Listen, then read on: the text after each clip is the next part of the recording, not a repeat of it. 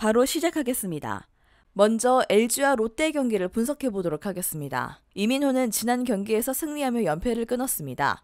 플럿코와 켈리 등 외인 선발 듀오가 잘하긴 하지만 그 역시 높은 방어율에도 선발로 11승을 따냈죠. 이제 프로 3년차의 어린 투수지만 다음 시즌에 김윤식과 더불어 LG 마운드의 국내 선발 자리를 지켜줄 영건입니다. 롯데 상대로는 이번 시즌 한 경기에 등판해서 승패 없이 QS를 기록했었습니다. 스트레일리는 한국에 복귀해 4연승을 달렸는데 최근 3경기에서는 승리는 챙기지 못했습니다. 이번 시즌 나선 8경기에서 모두 5+ 이닝 소화와 함께 3자책 2하 투구를 하고 있는데 최근 실점이 다소 늘었죠. 슬라이더가 위력적으로 들어가지만 패스트볼의 피안타율이 다소 올라갔습니다. LG 상대로는 지난 시즌 1승 2패 4.26의 방어율이었습니다. 경기 초반 반지의 고위에 고전하며 패한 LG지만 스트레일리 상대는 잘했었습니다. 박혜민과 김현수, 오지환 등 속구에 강한 LG 타선이 충분히 득점을 만들 수 있죠. 롯데도 전준우와 이대호 등이 이민호를 공략하겠지만 쉽지 않은 경기가 예상됩니다. 스트레일리가 최근 장타 허용이 늘어난 점도 감안해야 하겠고요. LG의 승리를 봅니다. 다음은 쓱과 한화의 경기를 분석해 보도록 하겠습니다. 김광현은 시즌 MVP를 향해 질주하고 있습니다. 개인 성적에서는 안우진과 켈리 등에 뒤지지만 팀이 정규 시즌 우승을 차지한다면 우승 프리미엄이 있기에 경쟁자들과 자웅을 겨룰 수 있습니다. 최근 등판한 4경기에서는 2승을 따냈는데 그중 3경기에서 무자책으로 상대 타선을 틀어 막았습니다. 다소 흔들렸던 슬라이더 컨트롤을 완벽하게 잡은 최근입니다. 한화 상대로는 시즌 2경기 모두 QS와 함께 2전 전승 0.69의 방어율 였습니다. 김기중은 4달 만에 1군 무대에 돌아와 리그 최강 타선 LG를 상대했었습니다. 팀 타선의 지원을 받지 못하며 패하긴 했지만 4이닝 동안 4안타 1실점으로 호투했죠. 지난 시즌보다 한층 성숙해진 피칭을 했는데 존을 넓게 이용하는 점이 인상적이었습니다. 좌완 투수가 부족한 한화에서 충분히 중용될 만한 투수이죠. 부진하던 팀 타선이 살아났기에 김광현에게 득점 지원을 해줄 수 있습니다. 김기중이 기대감을 주게 하는 피칭을 했지만 이 경기에서는 리그 최고의 에이스를 원정에서 상대하는 부담이 있습니다. 또 김광현은 한화 상대로 매우 강했기에 이닝을 길게 가져갈 것입니다. 쓰게 승리를 봅니다.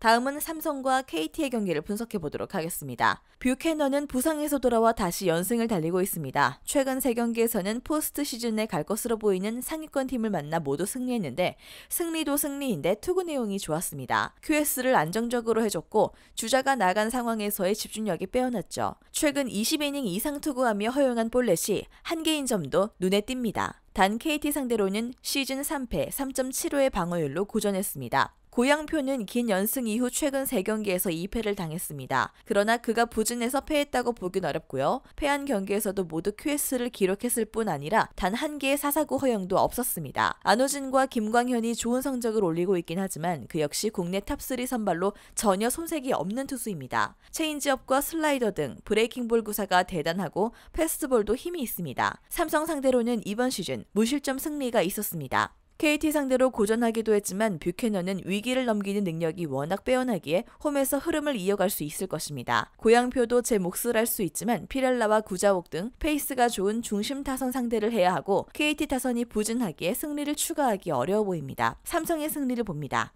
다음은 NC와 기아의 경기를 분석해 보도록 하겠습니다. 루친스키는 최근 4연패 중입니다. 워낙 시즌 초반이 좋고 후반기 성적이 떨어지는 유형이긴 하지만 한 달 넘게 승리를 따내지 못했습니다. 포심 패스트볼의 피안타 허용이 늘어나는 것이 고전의 원인이죠. 임기영은 리그에서 가장 패배가 많은 선발 투수 중 한 명입니다. 그러나 투구 내용만 보면 팀 내 다른 로테이션 선발들과 비교해도 전혀 밀리지 않습니다. 리그에서 득점 지원을 가장 받지 못하는 투수이기에 승리와 연을 맺지 못하고 있습니다. 목요일 경기 패배를 당하며 기아와 승차가 벌어졌는데 이 경기는 확실한 선발 우위를 가져갈 수 있습니다. 홈에서 강하고 기아 상대 연승을 이어가는 루친스키인데 중요한 경기에 더 집중력을 끌어올릴 것이죠. NC 타선이 임기영 상대로 강했던 점도 승부를 가를 요인입니다. NC의 승리를 봅니다. 마지막으로 키움과 두산의 경기를 분석해 보도록 하겠습니다. 애플러는 부진하던 시기를 지나 최근 2경기 연속 호투했습니다.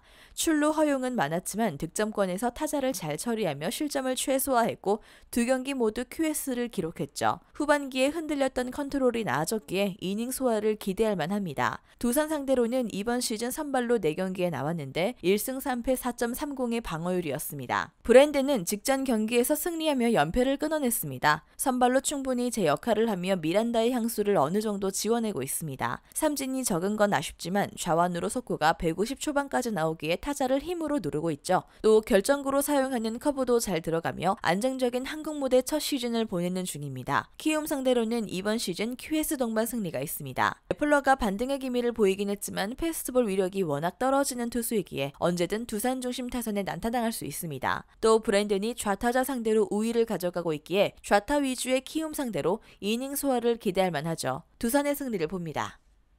영상에서 알려드리는 내용들은 모두 1차 분석 내용들이며 2차 분석과 최종 조합픽은 영상 하단 고정 댓글 링크로 문의 주시면 안내 도와드리도록 하겠습니다. 시청해주셔서 감사합니다. 아직도 혼자 분석하고 계신가요? 이슬TV 스포츠 정보방에서는 실시간 스포츠 커넥션을 통한 소통하는 관리 시스템으로 확실한 수익을 전해드리고 있습니다. 정보방 입장 조건은 없으며 일반인들은 쉽게 접할 수 없는 배당 흐름 분석, 모든 경기 라인업과 결장자, 마지막으로 분석 모델링을 통한 최종 조합픽까지 무료로 제공해드리고 있습니다. 물론 마음에 안 들면 둘러보시고 나가셔도 됩니다. 혼자 하면 단기간으로 수익을 볼 수도 있겠지만 함께하면 장기간으로 꾸준한 수익이 가능합니다.